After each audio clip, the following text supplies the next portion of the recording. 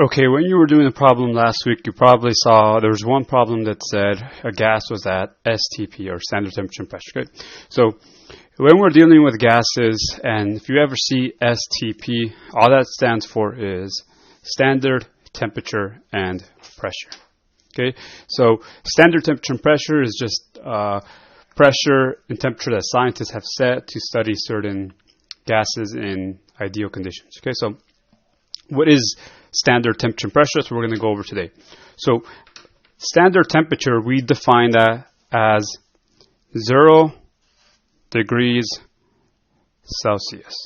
Okay, so that's standard temperature. So if it says that it's at standard temperature, it is 0. Okay, my standard pressure is 1 atm.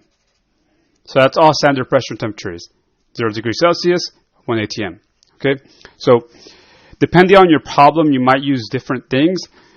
Let's start with temperature. So temperature, we don't measure temperature when we're dealing with problems. Scientists don't like to use degrees Celsius. We like to use a different unit, which we call Kelvin. Okay, so degrees Kelvin. So 0 degrees Celsius is equal to 273 degrees Kelvin. Okay, so you can always convert this into Kelvin. So the equation to do that is my temperature in Kelvin, whatever my temperature in Kelvin, is equal to my temperature in degrees Celsius plus 273. Okay, let me show you an example. Let's say my temperature is 20 degrees, right, Celsius. So I have a temperature of 20 degrees Celsius. And I want to figure out, what is this temperature in Kelvin? Well, if we plug this into the equation, my temperature in Kelvin would be 20 plus 273 would be 293 Kelvin.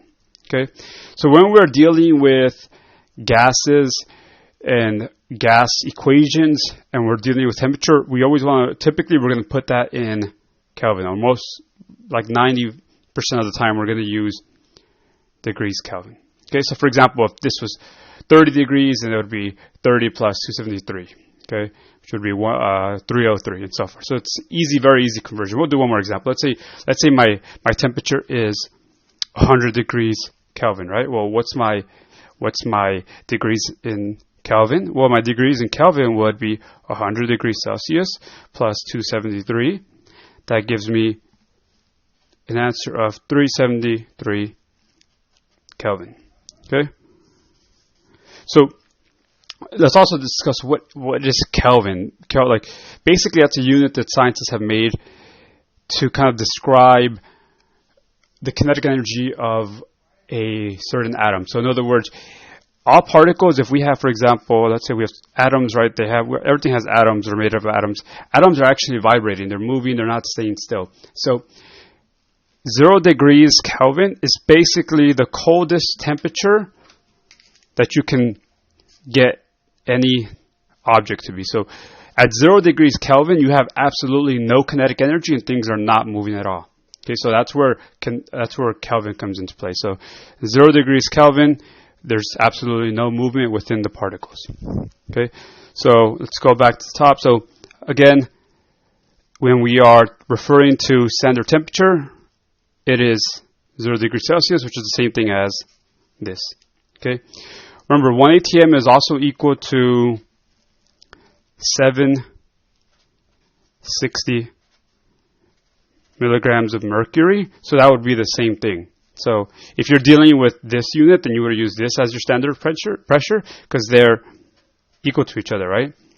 Or let's say you're using pascals. Well, 1 atm equals 101.3 and so forth. I think it's 325 kilopascals, right? So all of these can be considered standard temperature because they're all the same thing. But depending on the type of problem you're dealing with, you might use either one of these, right? But that's all standard temperature and pressure is. So when you see that, don't get intimidated.